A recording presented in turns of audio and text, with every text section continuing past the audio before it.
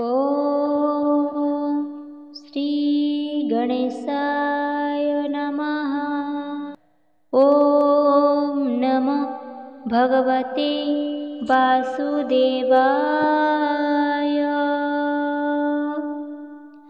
नारायणं नमस्कृत्यं नरं चैव नरोत्तमं देवी सरस्वती व्यासं तज्जयमुदीरयेत्।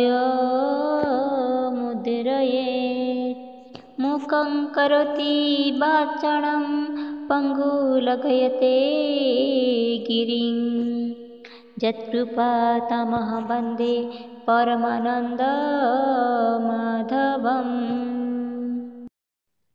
भागवत महापुराणर सुत उवाच स्कंद एकादश एवंते निज राज्य हरि मिलिले शंख नाद करी। से पांच जन्यर शबद हरिला प्रजांक विषाद।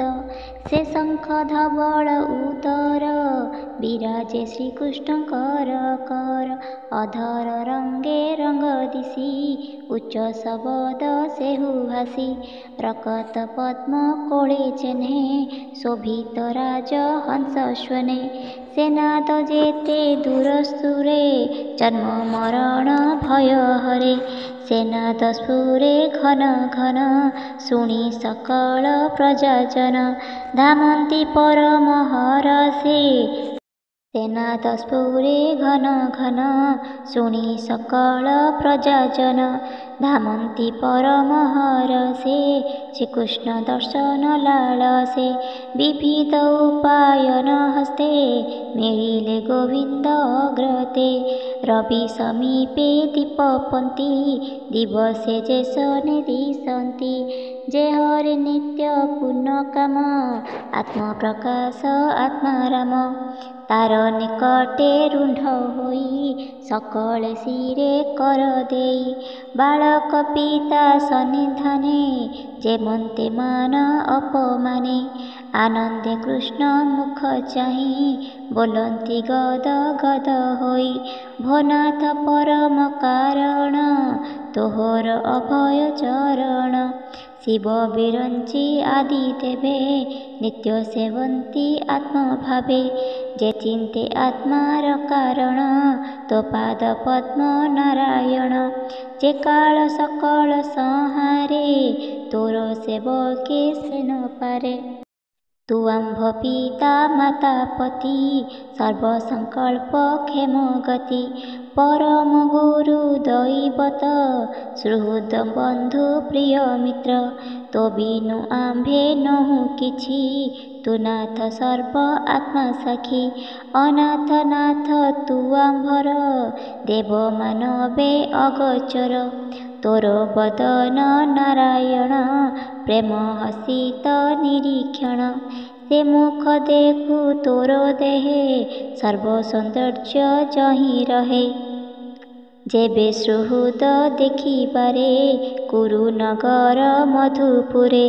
इच्छारे करु तु गमन तते न देखी आम्भ मान। क्षणक कोटि जुगमणे रजनी दिवस न जाने।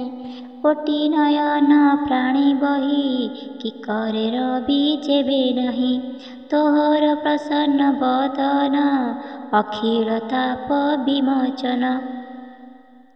चिर प्रवासे तान देखी आम्भ जीवन बड़ दुखी। एमंत जन मुखु शुणी आनंद मने चक्रपाणी। अमृत लोचने अनाई पुरे प्रवेश भावग्राही। जादव सात वंश मिली शबद शुभे कुशस्थली। रक्षित निज तुल्य बळे पाताल जेन्हे नाग बेळे। मत मातंग अश्वखर रथ सकट बहुतर। पदाति बल अप्रमित धामन्ति वीरे जुथ जुथ। चलन्ते मुख राबगोल पाताले जेन्हे नागबल। सकल ऋतु पुष्प फले आश्रयी लता द्रुम मेले। आराम भवने शोभन जले जलंज हसमीन। ତୋରଣପୁର ଦ୍ୱାର ମାର୍ଗେ ଉଚ୍ଚେ ବନ୍ଧନ ନବରଙ୍ଗେ। ଧ୍ୱଜ ପତାକା ଚିତ୍ର ସହେ ସୁନ୍ଦର ପଥ ମନ ମୋହେ। ମାର୍ଜିତ ମାର୍ଗ ଦ୍ୱାରେ ଦ୍ୱାରେ ସିଂଚ୍ଛା କୁସୁମ ଗନ୍ଧ ନିରେ। ଗୃହମାନଙ୍କ ପ୍ରତି ଦ୍ୱାରେ ଅଧି ଅକ୍ଷତ ଫଳ ଭରେ। ପୂର୍ଣ୍ଣ କଳସ ଧୂପ ଦୀପେ ଜୟ ଶବଦ ନାନା ରୂପେ। କୃଷ୍ଣର ଆଗମନ ଜାଣି ସଙ୍ଗତେ ବସୁଦେବ ଘେନି। ରାମ ଅକ୍ରୂର ଉଗ୍ରସେନ କୃଷ୍ଣର ଯେତେକ ନନ୍ଦନ। ହର ସେଉଛୁ ଲୀଳା ମନ ଉପେକ୍ଷି ଶୟନ ଭଜନ। ଉତ୍ତମ ହସ୍ତି ସଜ କରି ମାଗଧେ ମଙ୍ଗଳ ଉଚାରି। ମଙ୍ଗଳ ବେଦ ନାଦ ସ୍ୱରେ ଅଗ୍ରେ ଚଳିଲେ ବିପ୍ରଧରେ। ଶଙ୍ଖ ମହୁରୀ ଭେରି ତୁରୀ ଯେ ବାଦ୍ୟ ମଙ୍ଗଳ ଉଚାରି। ଏମନ୍ତେ ପୁର ଜନପଥେ ଆନନ୍ଦେ ମିଳିଲେ ସମସ୍ତେ। ଶତ ସହସ୍ର ବୀରଙ୍ଗନା ଯେ ରୂପେ ଜଗତ ମୋହନା। କୁଣ୍ଡଳ ଲୋଳିତ ଶ୍ରବଣେ ଲୋଚନ ପୂରିତ ଅଞ୍ଜନେ। ଅଳକା ତିଳକ କୁସୁମ ଦେବ ମାନବେ ମନୋରମ। ନଟ ନଟକ ବନ୍ଦୀ ସୁତେ ଅଗ୍ରେ ଚଳନ୍ତି ଯୁଥେ ଯୁଥେ। କୃଷ୍ଣର ଅଦ୍ଭୁତ ଚରିତ ଗାୟନ କରି ନୃତ୍ୟ ଗୀତ। ମିଳିଲେ ଗୋବିନ୍ଦର ପାଶେ ସକଳେ ପରମ ହରଷେ। ଗୋବିନ୍ଦ ଦେଖି ପୁରଜନ ତକ୍ଷଣେ ଉପେକ୍ଷି ଆସନ। ଯେ ହରି ସର୍ବଗୁଣ ନିଧି ବନ୍ଧୁ ପୂଜିଲେ ଯଥାବିଧି। କାହାକୁ କରି ନମସ୍କାର ଆନନ୍ଦେ ଧରି କରେ କର। କାହାକୁ କରି ଆଲିଙ୍ଗନ କାଶୀରେ ଆଘ୍ରାଣ ଚୁମ୍ବନ। କାହାକୁ ମନ୍ଦ ହାସେ ଚାହିଁ ଭାବେ ତୋଷିଲେ ଭାବଗ୍ରାହୀ। ଆଶ୍ୱାସ କରି ପୁରଜନେ ତୋଷିଲେ ସର୍ବ ବାକ୍ୟାଧନେ। ଚଣ୍ଡାଳୁ ବ୍ରହ୍ମ ଯାଏ ପୂଜା କରି ତୋଷିଲେ ଦେବରାଜା। କୁଳ ପୁଞ୍ଜିତ ଜ୍ଞାନ ବୁଦ୍ଧ କୃଷ୍ଣଙ୍କୁ କଲେ ଆଶୀର୍ବାଦ। ପୁରେ ପଶନ୍ତେ ଜନାର୍ଦ୍ଦନ ଦ୍ୱାରକାପୁର ବଧୂଜନ। ତକ୍ଷଣେ ଲାଜ ଦୂର କରି ଆରୋହୀ ଅଟ୍ଟାଳି ପାଚେରି। ଦେଖିନ କୃଷ୍ଣର ଶରୀର ମହା ଉତ୍ସେବଣ ସ୍ଥିର। ଯଦ୍ୟପି ନିତ୍ୟ ନିତ୍ୟ ପୁରେ କୃଷ୍ଣ ବଦନ ନିରନ୍ତରେ। ଦେଖି ସନ୍ତୋଷ ନହେ ମନ ଯାଅଙ୍ଗ ସର୍ବ ଶୋଭାବନ। ଲକ୍ଷ୍ମୀ ବିଳାସ ଯାର ଅଙ୍ଗେ ଅଦ୍ଭୁତ ବିବିଧ ବିଭଙ୍ଗେ। ସୁଧା ସମ୍ପୂର୍ଣ୍ଣ ଯାର ଗାତ୍ର ପ୍ରାଣୀ ଲୋଚନ ମାନପାତ୍ର। ଯାହାର ଚାରି ଭୁଜ ତଳେ ବାସବ ଆଦି ଦିଗପାଳେ। ଯାହାର ଅଭୟ ଚରଣ ଭକତ ଜନଙ୍କ ଶରଣ। ଧବଳ ଛତ୍ର କେବା ଧରେ କେବା ଚାମର ବିଞ୍ଚେ ଧୀରେ।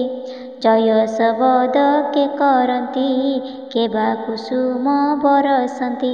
ପଥେ ଗୋବିନ୍ଦ ତନୁ ଶୋଭା କିବା ଉପମା ତାରେ ଦେବା। ପୀତ ବସନ ବନମାଳ ଶ୍ରବଣେ ମକର କୁଣ୍ଡଳ। ପିସଙ୍ଗ ବସ୍ତ୍ର ମଧ୍ୟଭାଗେ ଯେହ୍ନେ ବିଜୁଳି ନୀଳ ମେଘେ। ରବି ଶଶାଙ୍କ ଚକ୍ରଚାପ ସ୍ୱଭାବେ ଘନ ନୀଳ ରୂପ। ପୁରେ ବସନ୍ତେ ବ୍ରହ୍ମରାଶି ତକ୍ଷଣେ ମାତୃଗଣେ ଆସି। ଆନନ୍ଦେ କରି ଆଲିଙ୍ଗନ କୃଷ୍ଣଙ୍କୁ କରନ୍ତି କଲ୍ୟାଣ। ଦେବକୀ ଆଦି ସପ୍ତନାରୀ ଚରଣେ ନମିଲେ ମୁରାରି। ସକଳ ମାତୃଗଣେ ମିଳି କୋଳେ ବସାଇ ବନମାଳି।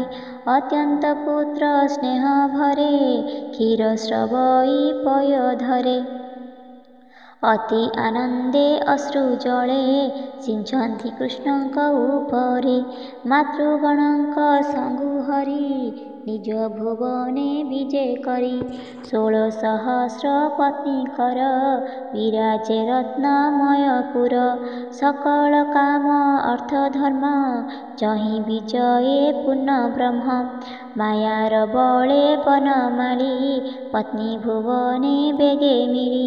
ଅଷ୍ଟାଧିକ ଶତ ନାରୀ 16,000 ମନହାରି। ପଶିଲେ ଏତେ ରୂପ ହୋଇ ହାସ୍ୟ କଟାକ୍ଷେ ମନ ମୋହି। ଭୁବନେ ଦେଖି ନିଜ ପତି ସମ୍ଭ୍ରମେ ସକଳ ଯୁବତୀ। ଦୁରୁ ଗୋବିନ୍ଦ ମୁଖ ଦେଖି ଉଠିଲେ ଆସନ ଉପେକ୍ଷି। କିଅ ବା ଦେବା ପଟାନ୍ତର ଚକରେ ଯେହ୍ନେ ନିଶାକର। ତକ୍ଷଣେ ହରି ରୂପ ଦେଖି ନିର୍ମଳ କରିବେନି ଆଖି। ଅନ୍ତରେ ସ୍ୱାମୀ ରୂପ ଧରି ନିବିଡ଼େ ଆଲିଙ୍ଗନ କରି। ପୁଣି କୃଷ୍ଣର ପାଶେ ମିଳି ପୁତ୍ରାଦି ଦ୍ୱାରା କୋଳ କରି। ସ୍ୱଭାବେ ସଲଜ ବଦନ ଲୋତକେ ପୂରିତ ନୟନ। ଯଦ୍ୟପି ପାଇଲେ ଏକାନ୍ତେ ତଥାପି କୃଷ୍ଣ ପାଦଗତେ। ଅତି ପ୍ରୀତି ନବ ନବ ସ୍ୱାମୀ ଚରଣେ କଲେ ଭାବ।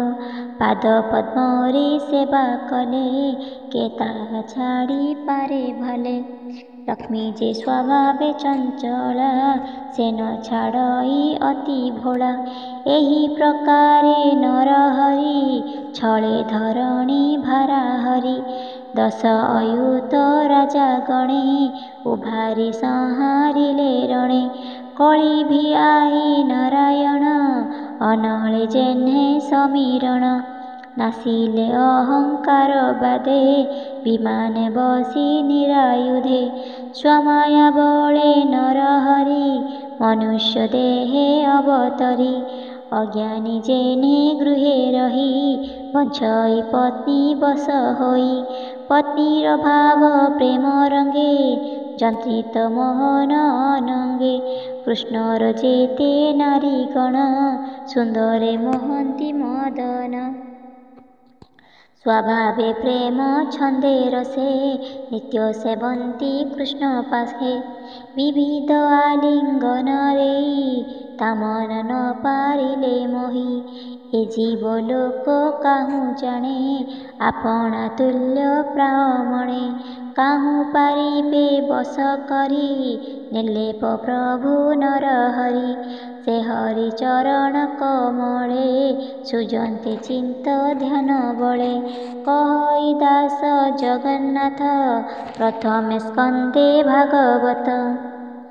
ଇତି ଶ୍ରୀମଦ୍ଭାଗବତେ ମହାପୁରାଣେ ପରମହଂସ୍ୟା ସଂହିତାୟାଂ ପ୍ରଥମସ୍କନ୍ଧେ ନୈମିଷାଖ୍ୟାନେ ଶ୍ରୀକୃଷ୍ଣ ଦ୍ୱାରକାପ୍ରବେଶ ନାମ 11 ଅଧ୍ୟାୟ।